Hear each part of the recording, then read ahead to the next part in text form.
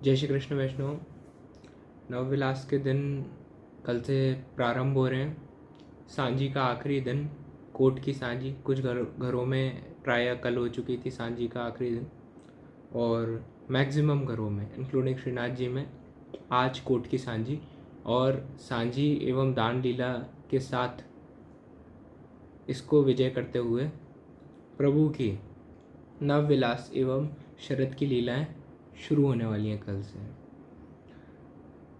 जो 15 दिन तक हमने दान लीला और सांझी लीला का प्रभु के साथ आनंद लिया, अलग अलग प्रकार के व्रज के स्थलियों में प्रभु के साथ घर बैठ के रमण किया। किसी दिन बंसीवट पे, किसी दिन गोवर्धन जी की तरेटी पे, किसी दिन नंदालय में, किसी दिन बरसाने में, किसी दिन गहवर वन में, किसी दिन मोरकुटी में, किसी दिन साकरी खोर में, किसी दिन अलग अलग प्रकार के ब्रजमंडल के रहे हुए स्थानों पर प्रभु ने जहाँ पे राजसिक, सात्विक, तामसिक तरीके से ब्रजभक्तों से दान लिया, और जिसके फलस्वरूप उनके मन में अलग अलग प्रकार के ब्रज की स्थितियाँ जो हैं वो अंकुरित होने लगी उनके हृदय में, और शाम को सांझी के रूप में प्रकट होने लगी। और उसका उद्दीपन समारोह के रूप में कोट की सांझी, जो स्वयं निकुंज का स्वरूप मानी जाती है। इसके बाद कल से यह अद्भुत उत्सव प्रभु के साथ 9 दिनों की नवधा भक्ति को जागृत करने का उत्सव नवविलास, जो अन्य मार्गों में एवं सांप्रत समय में सनातन संस्कृति में जिसे नवरात्रे कहते हैं, हालांकि हमारे यहाँ पर नवविलास बनाया जाता है। 9 दिन एक ऐसा विलास जिसके जरिए प्रभु एक एक दिन अलग अलग प्रकार की भक्ति जो है ब्रज भक्तों के अंदर अंकुरित करते हैं। इसीलिए मौसम के चेंज के साथ ही प्रभु को छापे के वस्त्र धराए जाने शुरू हो जाते हैं। और ये छापा मात्र छापे के वस्त्र धराना नहीं, एक एक दिन श्री स्वामी जी की आड़ी और कानी से एक एक मोहर, एक एक भक्ति की गोपीजनों पर अंकित करी जाती है। किसी दिन स्वामी जी दास्य भक्ति को सिद्ध कराती हैं, किसी दिन स्वामी जी सख्य भक्ति को सिद्ध कराती हैं, किसी दिन स्वामी जी कोई सी भक्ति को, किसी दिन कोई सी भक्ति को, ऐसे करते करते 9 प्रकार की भक्तियों को सिद्ध कराती हैं। इसीलिए आखिरी जो हरिराय महाप्रभु ने नवविलास के 9 कीर्तन लिखे हैं, जिसमें प्रभु की मुख्य स्थली जहाँ पर प्रभु लीला के लिए आज पधारेंगे नवविलास की, उसका वर्णन है। प्रभु के जो मुख्य सामग्री है उसका वर्णन है, और मुख्य सखी आज जो विराजमान होंगी, सखी माने किस भाव का सबसे ज़्यादा दीपन उस दिन होगा, उसका पूर्ण रूप से वर्णन इन 9 कीर्तनों में मिलता है। इसीलिए आखिरी कीर्तन माने नवे विलास के दिन पहली ही लाइन में आता है, नव विलास करत श्यामाजू नवधा भक्त बुलाए। माने 9 प्रकार की भक्तियां जब सिद्ध हो गई, और वैदिक मार्ग में जिस प्रकार से अंकुरारोपण का कल क्रम है, उसी की मेंढ मर्यादा जो महाप्रभु जी ने बहुत सुंदर तरीके से, महाप्रभु जी गोपीनाथ जी गोसाई जी ने वैदिक मर्यादा को बहुत सुंदर तरीके से ब्रजभक्तों की सेवा के साथ मिक्सचर करके जो सेवा में प्रकट करा है, उसी के फलस्वरूप कल प्रभु के सन्मुख कुंडा में ज्वारारोपण होता है, अंकुर रोपे जाते हैं, और अंकुर जो है यहाँ पे भक्ति का स्वरूप माने जाते हैं। हमारे अंदर रहे हुए भाव का स्वरूप माने जाते हैं। और जब वो रसिकों की वाणी से पोषित होते हैं, पानी से पोषित, ऊष्मा माने श्री महाप्रभु जी के तेज से पोषित होते हैं, और मिट्टी माने दीनता से पोषित होते हैं, तब जाके वो एक दिन जब हल्का हल्का उनको ब्रजभक्तों के अंदर रही हुई भक्ति जो है उसका जल प्राप्त होता रहता है, उसकी रसिकता प्राप्त होती रहती है। अलग अलग प्रकार के कीर्तनों द्वारा, अलग अलग प्रकार के सेवा रस द्वारा वो 10वें दिन अंकुरित हो जाते हैं, पूर्ण रूप से स्फुटित होते हैं। तब प्रभु स्वामी जी और ठाकुर जी विजय स्वरूप इसको अपने मस्तक पर धारण करते हैं विजयादशमी के दिन। तो ये पूरा उत्सव नवविलास का अपने आप में एक बहुत जरूरी प्रिलिमिनरी भक्ति की तैयारी है। महारास जो प्रभु के आगम का महा उत्सव आने वाला है उसकी एक एक दिन एक एक सामग्री, एक एक दिन एक एक वस्तु, इतना साधन बल की सेवा में हमको कोशिश करनी चाहिए आग्रह पूर्वक कि जितना हो सके उतना हम करें। इसी के साथ सांप्रत समय की एक स्थिति जो बहुत ही भद्दे तरीके से आ रही है उस पर भी थोड़ा सा चर्चा करना चाहेंगे कि आजकल के समय में जिस तरीके से नवविलास और रास के नाम पे नाचना गाना फरना चल रहा है, इसका कोई लेना देना पुष्टि मार्ग के नवविलास से नहीं है।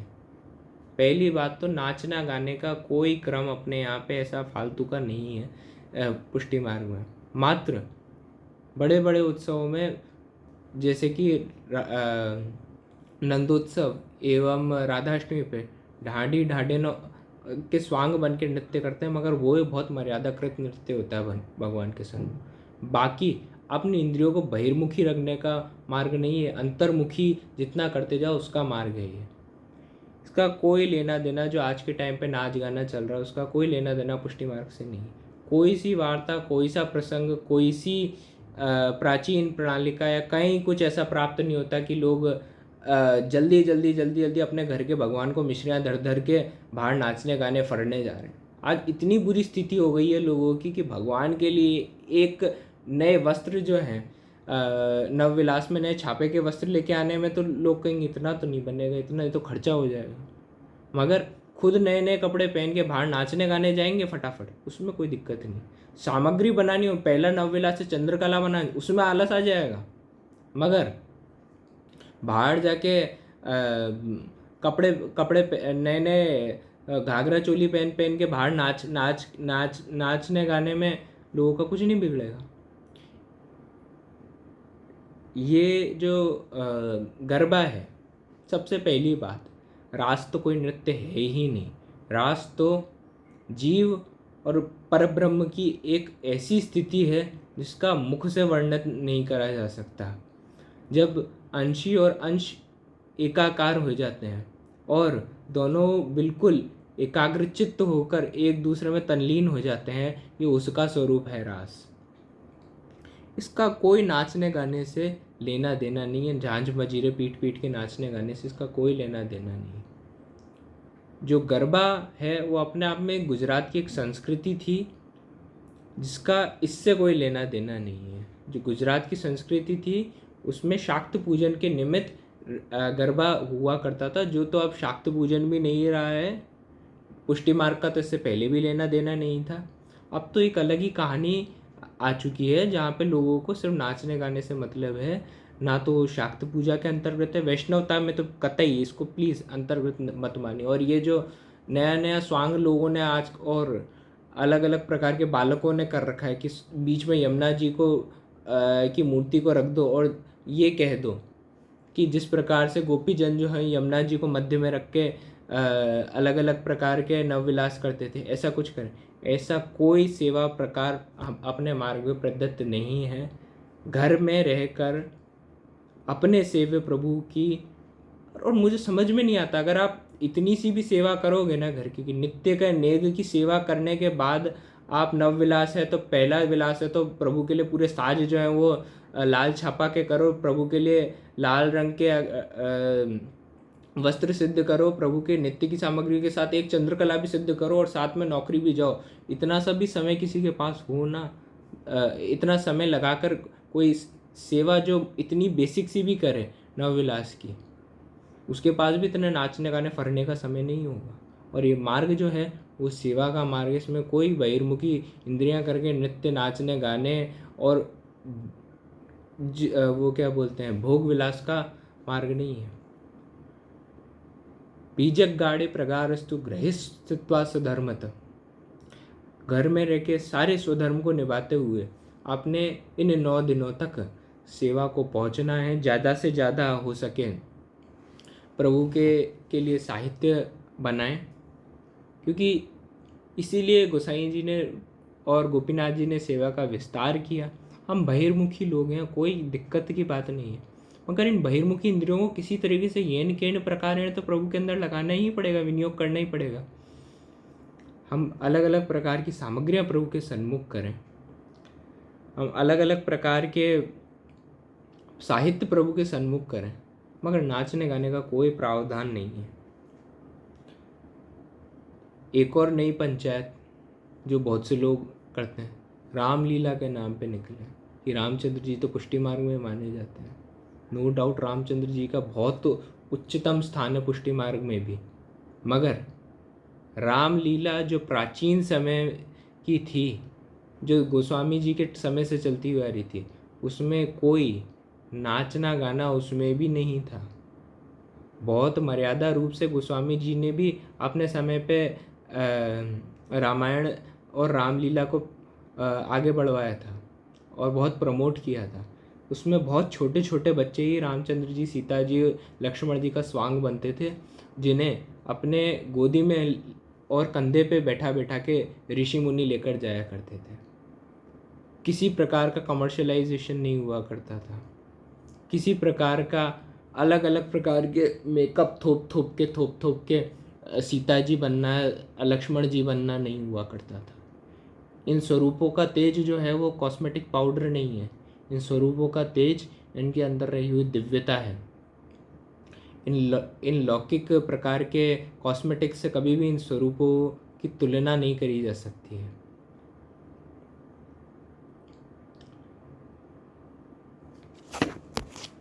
हालत तो इतनी थर्ड क्लास हो चुकी है इस भारतवर्ष में इन सारे पवित्र उत्सवों की, कि नवरात्र आज के टाइम पे एक ऐसा समय आ चुका है कि गूगल पे भी सर्च कर लो, सबसे ज़्यादा गर्भ निरोधक वस्तुओं का उपयोग इस समय पे करा जाता है। सही कहा जाए तो वैष्णवता रही दूर, सनातन संस्कृति भी रही दूर। हमने इन उत्सवों का किस हद तक पतन कर दिया है, किस हद तक हम लोगों ने इन उत्सवों को पतन कर दिया है कि पूर्ण रूप से भोग विलास के हो चुके हैं ये सारे उत्सव। और फिर हम कहेंगे सनातन को जिंदा रखने के लिए चाहिए, फिर वही होगा जो तिरुपति के लड्डुओं के साथ हुआ। हाँ, वहाँ पे भी लड्डू खूब बटे, मगर लड्डुओं में क्या था हमें पता है, इसलिए ही हुआ क्योंकि धर्म को प्रमोट तो खूब किया जा रहा है, मगर धर्म को जब वासना के साथ प्रमोट करा जाएगा तब होगा यही। और धर्म के प्रति लोगों की भावना भी आने वाले समय में यही होने वाली है। विषय पर आते हैं कि इन 9 के 9 दिन अलग अलग प्रकार के गोपीजनों की कहानी से किसी मुख्य स्थली का स्मरण करें जहाँ पे प्रभु विलास के लिए पधारें और अलग अलग प्रकार की सामग्रियाँ धरें। अपने अपने प्रणालिका को देख के हो सके तो एक सामग्री का तो विनियोग प्रभु की सेवा में कम से कम कराएं इसे। साथ ही में अपने यहाँ पे बहुत सुंदर क्रम प्रभु के सन्मुख कारखा के पद गाने का है। कारखा माने युद्ध लीला, श्री रामचंद्र जी की जो युद्ध लीला रावण के साथ हुई उसको प्रभु के सन्मुख क्रीडार्थ गाया जाता है। इतना सुंदर मंचन, अगर सेवा में मन हमारा इतना सा भी लगने लग जाए, कितना सुंदर मंचन इन सारी सेवा द्वारा महाप्रभु जी गोसाई जी ने एक ऑडियो विजुअल इफेक्ट क्रिएट करने की कोशिश करी हमारे घर में। इसमें प्रभु की हर प्रकार की लीला का इनकलकेशन करके हम प्रभु को भी एंटरटेन कर सके और खुद की इंद्रियों को भी उनमें विनियोग कर सके। समय की मार के चलते हम कितने पतित हो चुके हैं कि इन सारे साधनों तक को, जो साधन भी नहीं, जो स्वयं फल हैं, उनको एज ए साधन भी करने से मुकर चुके हैं। इन 5 और कई घरों में तो ये बहुत सुंदर प्रणालिका में आता है कि प्रभु के जो खंड पाठ लगते हैं उसमें आखिरी खंड में छोटा सा हनुमान जी का स्वरूप तक धराया जाता है। जो हनुमान जी का स्वरूप प्रभु की कारखा लीला का स्वरूप होता है। हनुमान जी गदा को नीचे मुद्रा में रखकर प्रभु के सन्मुख हाथ जोड़ते हुए मुद्रा में खड़े हुए होते हैं। तो प्रभु की कारखा लीला, प्रभु की मुरली की लीला, जो मंगला में मुरली के पद गाए जाते हैं, ऐसा वेणुनाद जिसके द्वारा प्रभु ने शिव आदि इंद्रादि समस्त प्रकार के देवी देवताओं को मोहित करके गोपीजनों के हृदय को जीत लिया और गोपीजनों को अपने सन्मुख सबसे पहले बुला बुला के खुद भी अंतर ध्यान हुए। आगे की लीला जो है वो कभी बाद में उसकी चर्चा करेंगे। मगर सबसे पहला रास का जो प्रथम खंड है, कल से उसकी शुरुआत होने जा रही है। हम कोशिश करें ज़्यादा से ज़्यादा प्रभु की सेवा में रहें इन 9 दिनों तक, जिसके फलस्वरूप प्रभु हमारे हृदय में विजय करें, हमारे अंदर से रहे हुए तामसता का रावण की तरह संहार करें। जय श्री कृष्ण।